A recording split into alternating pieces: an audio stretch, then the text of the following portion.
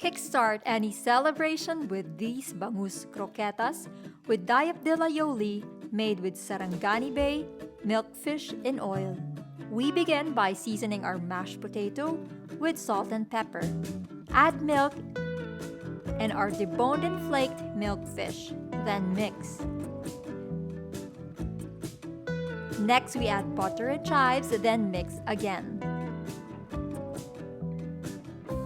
Using 2 spoons, form the mixture into 1.5-inch balls.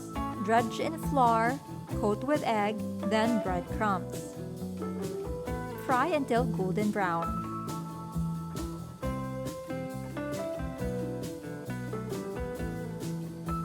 For our aioli, mix mayonnaise, garlic, salt, pepper, dayap juice, and dill. And here's our bangus croquetas with Dayap Dill Aioli. Enjoy!